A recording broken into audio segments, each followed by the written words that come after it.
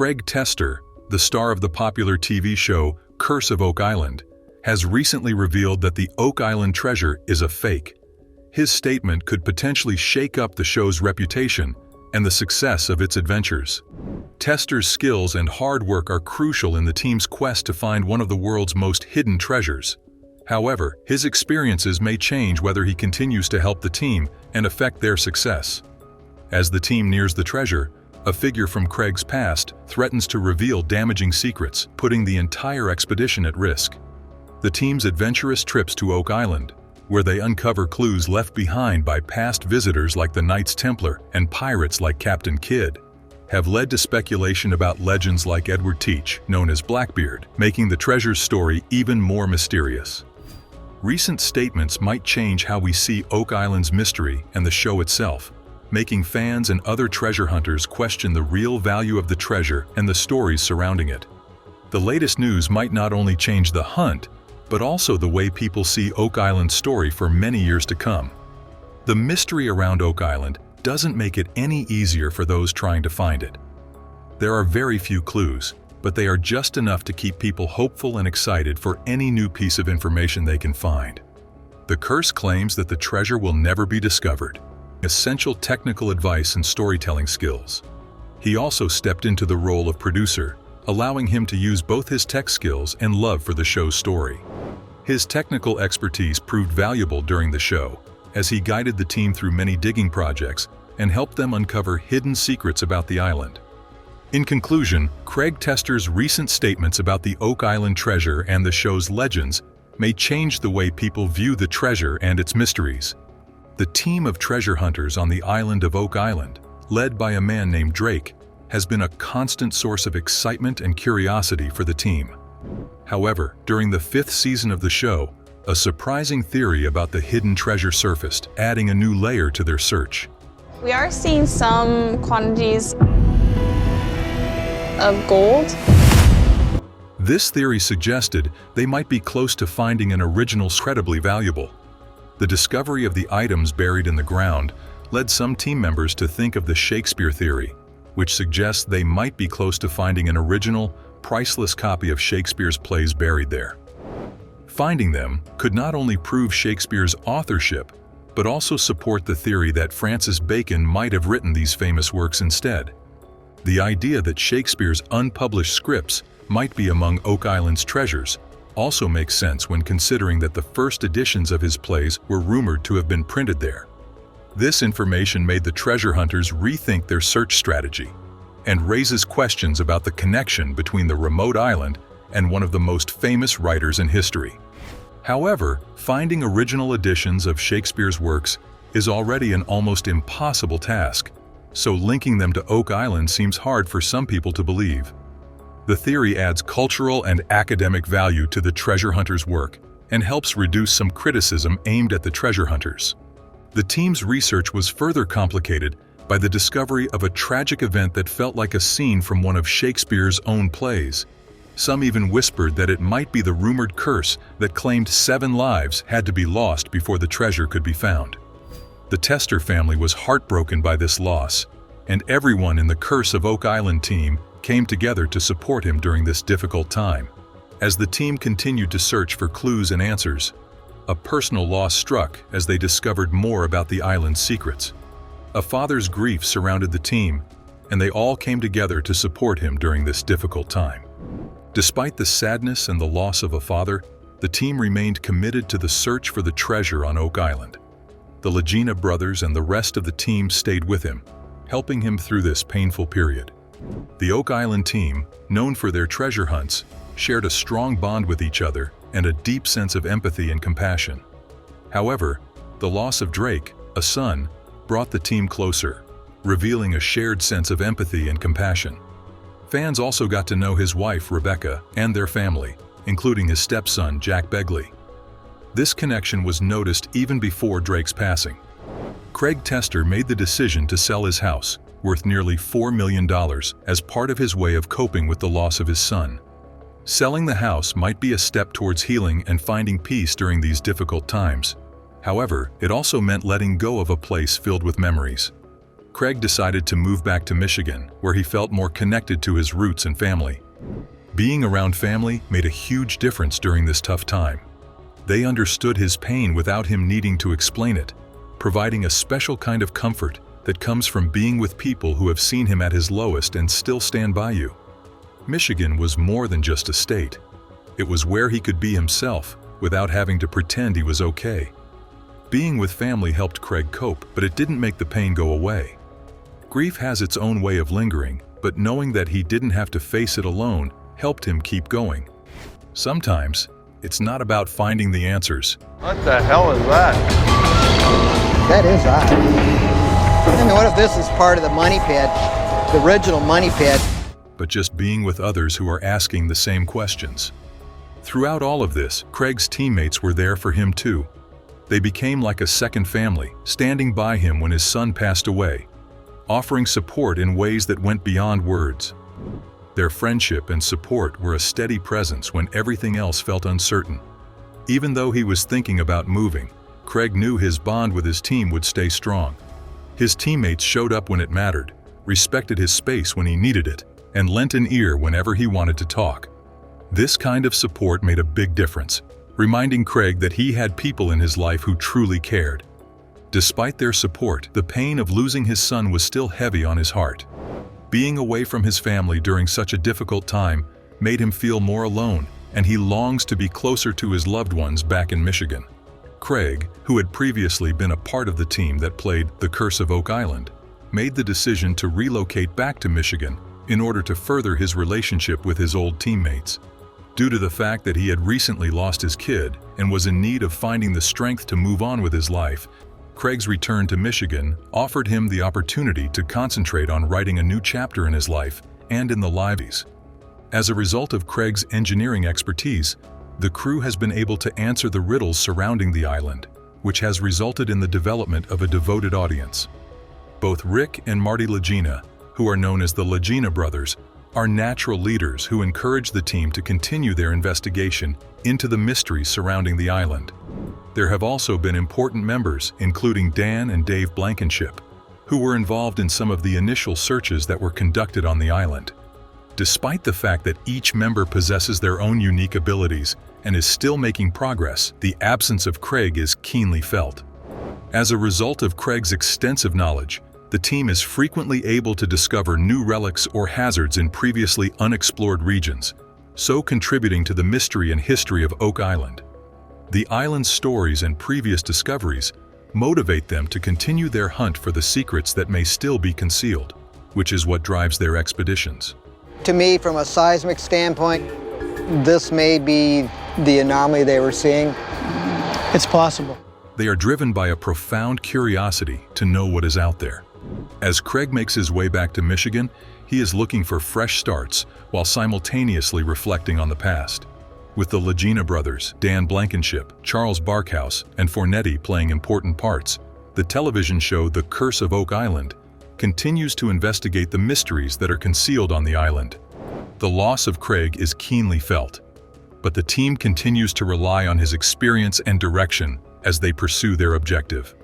As a conclusion, the fact that Craig was able to return to Michigan is a demonstration of the power that family and friends have in assisting individuals in navigating the difficulties of moving forward and discovering hope in the face of negative circumstances. Might there be a chance here to discover the treasure once and for all? Sure. There's all of these clues that strongly suggest this area holds significant interest. Rick Lagina has finally found a breakthrough on mysteries of the infamous Oak Island. They just found something so bizarre that proves that gold is here on this island. Did they find a hidden chest that has a map to the actual treasure? Well, in this video, we are going to find that out. Craig Tester and Steve Guptill, along with Alex Lagina and the rest of the crew, are gathered to begin the latest large-scale excavation with the hope that they will uncover the second shaft, over 100 feet deep, and built in the early days of the 18th century, believed to be only a few feet southeast of the original money pit. To do this, they will be digging up the first ever searcher shaft on Oak Island. Their current goal is to obtain some pieces of the shaft and conduct dendrochronology on it, which will be able to tell them the year this wood was formed on a tree. According to Craig, If anything will be able to tie them back to the original money pit, it would be shaft 2. The tree rings they spot on the wood will tell them when it was cut down. If they can uncover and confirm the date to around 1805, they will not only be able to locate the original money pit, but also find the source of the precious metals they have detected in the area. They excavate a big piece of wood they believe could have belonged to one of the long walls. But the question remains, does this belong to shaft 2? According to Rick Lagina, the second shaft is like the Holy Grail in terms of significance. They are closer than ever to finding the money pit. The wood they pull out is rounded and thick, which Craig believes is the outside of the tree, and could be excellent for their testing. They take multiple samples of this wood when Marty Lagina arrives on site, and they decide to use a mirror to take a closer look at what's down there, by reflecting light into the dark corners. Marty describes how incredible it is what people in the past were able to accomplish with their limited technology, but also how they need to think to find the money pit. Gary uses his metal detector and finds a signal in one of the scoops of dirt, pulling out a rosehead spike which remains in great condition, possibly from the 1700s. Between the 1780s and mid-1800s, rosehead spikes were created for construction. This could be another clue. They note a lot of boards in the dark pit, and they decide to try and take some of those beams off the walls. Rick notes the mix of older wood and how the second shaft was built in the early 1800s, likely a great match to that old wood. If they find a match between that wood and this time frame, they will have the first discovery shaft on Oak Island, an amazing accomplishment. The operator of the excavator is flying blind but being instructed by Scott as they carefully maneuver the excavator's bucket down this shaft and scrape it along the walls for wood samples. However, they face a setback when their first sample falls out of the bucket and splashes into the water below. This is a great challenge, but Billy the operator triumphs as he pulls out a massive beam of wood. Gary then goes to check if there is any metal in the wood by passing a detector over it. When there is no signal of metal, he determines this is a good sign as it suggests a very antiquated style of construction. First ever searcher shaft on Oak Island. True? True? Well, we think. That we know of. Yeah. That's right. Now they ask themselves if someone could have reconstructed the top part of shaft 2 after it was originally built in 1805. They may have found the evidence to find the original money pit. This area is a landmark for them. This operation has been an incredible success. Back at the Oak Island Research Center, Marty has met with a few people who will be involved in the well drilling, and to get on the same page as they move forward. Marty Lagina explains that he has been focused on the metals detected in the water. A few weeks back, some scientists had broken down the results of the testing they had conducted on the island and zeroed in on a yellow district which had persistently high levels of copper, lead, zinc, and tin. Their testing has them looking at a 2,500 square foot region known as the Pie. Dr. Michelle believes that what they are looking for is in the golden egg section they have. So Marty is determined that this is where they will be drilling all the wells, to better evaluate the area. The next morning, the crew gathers to begin their testing and digging. While drilling in the golden egg, they have come across evidence that suggests a possible structure in the area, at a depth of almost 100 feet. Mike from Choice Solid Drilling explains that the sample he pulled out is soft at the top, and we learn that there is no wood in the sample, but this is a good sign as it points to them getting close to something. Marty believes that if there is something there, they will find it in that hole. Peter suggests taking some tests of the water for metal testing, and they decide to ask Dr. Spooner to take a sample. Later that afternoon, Marty returns after he is told they have made progress in the EN13 borehole made in the golden egg. Just the other day, the crew believed they had almost hit a man-made structure as they drilled nearly 100 feet underground. The new sample under a yellow cone was measured against EN13, and what they found was something coming out of the well, like loud booms that went on for half a minute. The belief is that they may be drilling near something and air getting into it. The implication being something is open down there or collapsing. Dr. Spooner believes there must be a void. All of these clues point towards something happening in this area. Dr. Spooner holds up a sample of the water which looks yellow in the sunlight.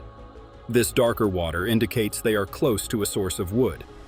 This development has piqued the interest of Rick Lagina, especially if it means that an underground collapse is pointing to an open chamber. They believe that water has moved from a tunnel or shaft, and all of this information is vital to know where the traces of metal are coming from. They hope that their next drilling spot will reveal even more information. Connected to descendants of Vikings, which could be important for their discussions. The historian on Oak Island explains that the Norse had reached Iceland and Greenland before 1021, which is 600 miles northeast of Oak Island. For this reason, they are headed to that Viking settlement that was established more than a millennia ago and has been labeled by the Canadian government as a National Historic Site. Today, it is the only recognized Viking settlement in North America. According to Rick, the descendants of these Vikings are an important detail needed to understand how an old world treasure could have made its way to Oak Island. Artifacts in the Viking Age. Oh. And fortunately, I have a replica here. He believes that this history is vital for the ability of the person or people who came across the North Atlantic and do this work on Oak Island. Before their trip, they discuss bringing some of their findings like the old arrowhead along with them, as they believe they may have some connection to these Vikings and their descendants. The historian then mentions that the Viking settlement was only discovered in the 1960s, and this makes Marty laugh, as it means that there could be many more not yet discovered. The historian agrees and even believes this could mean the Vikings and Templars making their way further past Newfoundland and into Oak Island is very possible. They even have relics that point to that conclusion. Marty believes that if anything happened on Oak Island as far back as the 1200s, then it almost certainly has to be some kind of activity done by the Vikings and their descendants. Based on what they know currently, it is very possible that they could have brought along the Knights Templar or any number of other people to the island with the intention of depositing something. This leads to the Laginas wanting to launch an expedition. After finding another coin on Lot 5, Alex is varying around while Alex remains back at the island. New insight and perspective is always important on their quest to uncover the secrets and treasures of Oak Island. Thank you so much for watching and liking this video. Don't forget to share this with your friends and family. Let us know in the comments what you think about Oak Island's many mysteries and treasures. Do you think they are getting closer to uncovering the truth of the island? If you love this content and never want to miss an update, make sure you subscribe and turn notifications on. The air was thick with expectation as the Curse of Oak Island team set off on their current mission, the Oak Island archaeologists, to determine the origin and importance of their newly discovered treasures. Arrival of winter, Rick Marty and metal detection expert Gary Drayton detected non-ferrous or precious metal targets down below the bottom of the garden, to some very interesting conclusions about its potential origins. The Lot 5 token was a perfect compositional match to the lead cross from the 14th century, indicating that both came from southern France, where the Knights Templar were still dominant until the early 13th century. It's interesting to note that the lead in the disc and the lead in the lead cross seem to match almost exactly. The finding of the cross is another extremely important item that may link the Templars to this area. After that, everything else will fall into place. Rick, Marty, and Craig teamed up with metal detector expert Gary Drayton on Lot 5, near the center of Oak Island, to look for fresh clues near the place where 4 ancient coins were previously discovered. Rick and his team had only recently arrived at Lot 5, but they had already discovered a number of spectacular discoveries, including tools and a musket ball that may predate the 16th century. Gary Drayton has researched a numismatic specialist to explain everything about the coins discovered. Rick, Marty, and Craig Tester accompanied numismatist Sandy Campbell to the Interpretive Center to speak with Gary Drayton and Laird Niven. Using his 40 years of experience, Sandy examined the rare and antiquated coins. The crew hoped he could figure out where the 4 mystery coins recovered on Lot 5 earlier in November 2023 came from. The second coin found on Lot 5 has been proven to be more than 1,000 years old and of Roman origin. The question now is, when were they taken to Oak Island, and who had brought them there? Sandy was given the third coin for identification. The coin was subsequently identified as obviously having a Roman design, indicating that it was a Roman coin. It describes a masculine portrait with a pointed chin and a larger nose. It is the oldest coin ever discovered on Oak Island because it is most likely from BC, which means it is over 2,000 years old. Meanwhile, the puzzle is expanding. 3 Roman coins were discovered on Oak Island. If there is an ancient treasure, it may contain old items, including a component of Roman coins. In 2016, Zena Halpum shared with the team a claimed 14th century map of Oak Island that she believed was drawn by Knights Templar members, as well as a second alleged Templar map of Nova Scotia dating back to the 12th century. Since then, Rick, Marty, and other team members have visited England and Italy, both of which were originally part of the Roman Empire. And they have seen sculptures and structures comparable to those found on Oak Island in each of these locations. Could Rick Lagina be true in his claim that the ancient Roman coins were discovered on Lot 5? And do the odd buildings uncovered all around the island suggest that Zena Halpern has located the true source of the Oak Island mystery? Currently, a team is on the verge of discovery, equipped with tenacity and cutting-edge technology. Their devices indicate the secrets of Oak Island, linked via red pottery, the enigmatic money pit, Sir William's silver-laden history, and Roman artifacts remain enigmas. As teams explore history, technology, and worldwide connections, the island's mysteries become clearer, offering a story rich in riches and narratives hidden under its cryptic surface.